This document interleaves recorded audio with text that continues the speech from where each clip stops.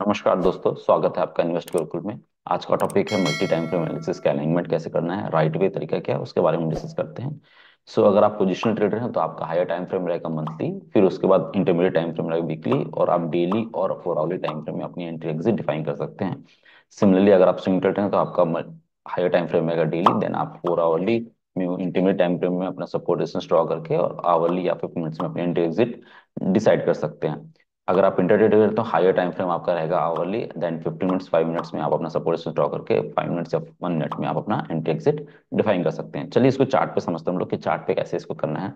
तो चार्ट में हमारे पास आ रहा है यहाँ पे टाटा मोटर्स का चार्ट फॉर एग्जांपल। यहाँ पे क्लियर कट हम एक एक करके समझते हैं। तो देखो हमारे पास क्या डिफाइंड हुआ कि जब भी एक हाई बनाया था टाटा मोटर ने इस जोन में, ठीक है, ये जोन में जो हाई फॉर्म हुआ था, उसके बाद इसने लोअर हाई फॉर्म किया और यहाँ पे एक सपोर्ट ट्रेंड लाइन ब्रेकडाउन हुआ। ठीक है, ये आपको क्लियर कट दिख रहा है कि एक सपोर्ट ट्रेंड लाइन है। मैं यहाँ से ड्रॉ कर लेता हूँ। सपोर्ट ट्रेंड लाइन ब्रेकडाउन है, इस कैंडल ने ब्रेकडाउन किया, राइट। लेकिन उसके बाद हमारे पास जो इंटरमीडिएट ये जो हाई यहाँ पे ड्रॉप हुआ था, ये फिर ये जो हाई बनाया है उसके बीच में ये मेरा नेकलाइन है या ये मेरा सपोर्ट है। तो ये मेरे लिए बहुत इंपॉर्टेंट है। जब इसने इसको ब्रेक डाउन किया तो आप ध्यान देंगे इसने गैप डाउन ब्रेक डाउन किया, गैप डाउन से इस कैंडल ने, इस पर्टिकुलर कैंडल ने ब्रेक डाउन किया। तो मुझे कंफर्म्ड हो गया कि यहाँ पे मार्केट या टाटा मोटर बेरिश मोड में चला गया। तो फिर मैं क्या करूंगा, मैंने बोला कि हायर टाइम फ्रेम से आपको लो टाइम फ्रेम शिफ्ट करना। तो डेली से मैं आ जाऊंगा आवरली चार्ट में, और आवरली चार्ट में आऊंगा तो यहाँ पे क्लियर कट पता चल रहा है कि यहाँ पे इस कैंडल ने ब्रेक डाउन किया था। ठीक है, इस कैंडल ने ब्रेक डाउन किया था, तो मैं क्या करूंगा, इसी जोन में जो कैंडल ने ब्रेक डाउन किया, तो मैं एक जोन ड्रॉ कर लूंगा। इस कैंडल के हाई से लेके ऐसे करके एक पूरा जोन ड्रॉ हो जाएगा मेरा। ठीक है, अब इस जोन में क्या होगा कि यहाँ पे मार्केट क्लोज हो गया था समवेयर अराउंड 11 सितंबर का, ये कैंडल क्लोज हो गया। उसके बाद नेक्स्ट डे मार्केट यहाँ पे ओपन हुआ 12 सितंबर को, और फिर देखेंगे कि यहाँ पे ऊपर गया, उस जोन को रिटेस्ट नहीं किया। फिर next day market gap opening हुआ और इस जोन को जो प्रीवियस हाई के आसपास जाके टैप किया। और मुझे बस एक बेयरिश कैंडल चाहिए था, जो बेयरिश कैंडल मतलब ये जोन को ब्रेक डाउन करे। तो मैंने क्या किया कि फिर इसको ये जोन, ये सपोर्ट जोन, क्योंकि फर्स्ट आवरली कैंडल का जो रेंज है, जैसे फर्स्ट आवरली कैंडल का रेंज है, इस रेंज को यहाँ पे ब्रेकडाउन मिला। मेरा क्या रहेगा कि इस रेंज के नीचे मेरा एंट्री रहेगा और ये रेंज का हाई मेरा स्टॉप लॉस रहेगा। अगर बहुत छोटा स्टॉप लॉस रखना है तो आइडली स्टॉप लॉस थोड़ा सा बड़ा रहेगा, लेकिन मेरे को बहुत टाइट स्टॉप लॉस रखना है तो ये मेरा स्टॉप लॉस रहेगा। मैं आ जाता हूँ आवरली चार्ट के बाद आपने 50 मिनट्स टाइम फ्रेम में। अगर एंट्री को मुझे और रिफाइन करना है, मैंने जो जोन मार्क डाउन किया था, यहाँ पे देखिए कि 50 मिनट्स टाइम फ्रेम में एक कैंडल ने यहाँ पे क्लोजिंग कर दी, तो मैं यहाँ पे शॉर्ट करूंगा। और मेरा स्टॉप लॉस रहेगा ये फर्स्ट आवरली जो कैंडल जहां से रिटेस्ट किया है उसका हाई या फर्स्ट कैंडल का हाई। तो मैं इसको स्टॉप लॉस को ऐसे शिफ्ट कर देता हूँ। मैंने यहाँ पे शॉर्ट पोजीशन क्रिएट की, ठीक है, और मेरा स्टॉप लॉस लेट से जिस ब्रेकडाउन कैंडल ने किया वो हाई। और मेरा टारगेट जो होगा, मेरा टारगेट इन जनरल 1:2 1:3 के आसपास रहता है। और उसके लिए बहुत इंपॉर्टेंट है कि हम थोड़े से next level of support draw कर ले, प्रीवियस स्विंग लो वो टारगेट के लिए। तो मैं दोबारा आ जाऊंगा, शिफ्ट कर दूंगा वापस डेली टाइम फ्रेम में, और नेक्स्ट लेवल का सपोर्ट कहाँ पे है। आपको क्लियर कट पता चलेगा कि एक सपोर्ट यहाँ पे है,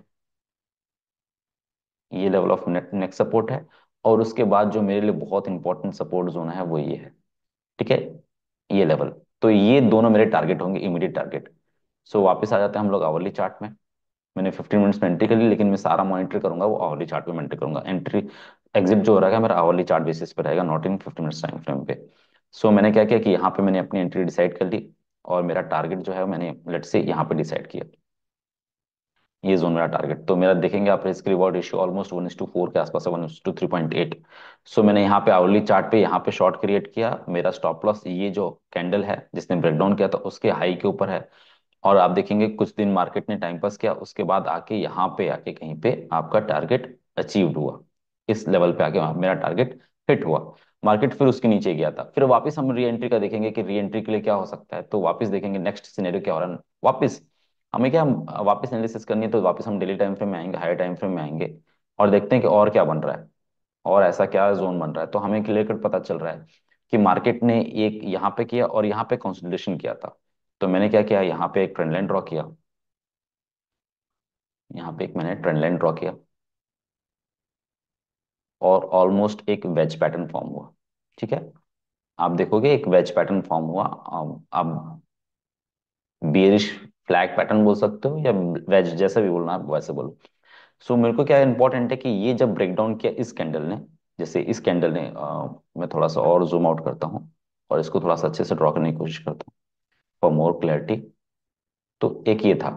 सो मेरे लिए इंपॉर्टेंट है कि ये जो कैंडल है, डेली टाइम फ्रेम कैंडल, इसने ये ट्रेंड लाइन को ब्रेक डाउन किया, बट मेरी एंट्री क्या रहेगी इस पे रिटेस्ट करके, क्योंकि बेरिश कैंडल फॉर्म हो।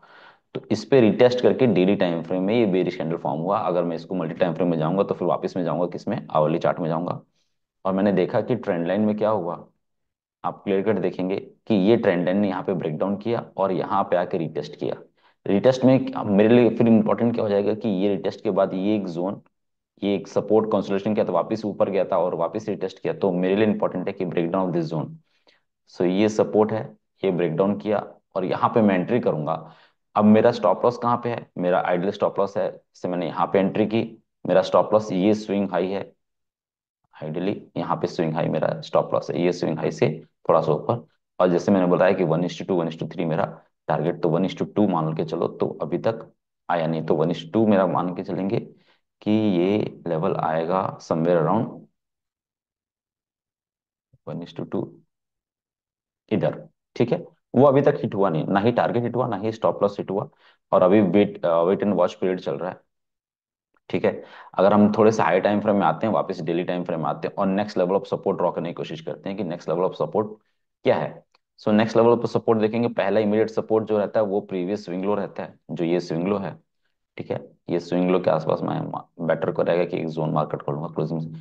तो ये नेक्स्ट लेवल ऑफ सपोर्ट है आपका, और उसके प्रीवियस आएंगे तो आपको दिखाएगा कि यहाँ पे बाउंस आया था मार्केट में, या ये यहाँ पे एक ऑर्डर ब्लॉक है। सो मेरा जो नेक्स्ट लेवल ऑफ सपोर्ट है वो ये ऑर्डर ऑर्डर ब्लॉक है टाटा मोटर्स में। ठीक है, क्लियर कट। सो अगर मेरे को यहाँ पे टारगेट प्राइस हिट करता है तो मेरा टारगेट 1:2.5 1:3 के आसपास, अगर लोअर जोन आएगा तो 1:3 ऑलमोस्ट हिट हो जाएगा मेरा आने वाला टाइम पे, अगर ऐसा हुआ तो। अदरवाइज मेरा स्टॉप लॉस ये रहेगा। तो आपको ऐसे ट्रेड करना है, आपको हायर टाइम फ्रेम में सपोर्ट रेजिस्टेंस ड्रॉ करना है, और अपने टारगेट और एसएल के लिए चुपचाप पेशेंसली वेट करना है, इधर टारगेट इधर स्टॉप लॉस, आपको बस अपना रिस्क मैनेज करना है।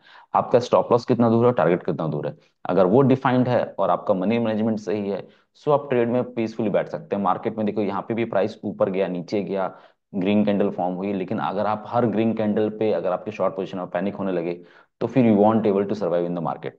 ठीक है, आपको बस अपने ट्रेड सेटअप पे, अपने रिस्क मैनेजमेंट और मनी मैनेजमेंट पे भरोसा रहना चाहिए, और बाकी सब ऊपर नीचे चलता रहेगा। ठीक है, that's is for today, hope you like the content. Bye bye.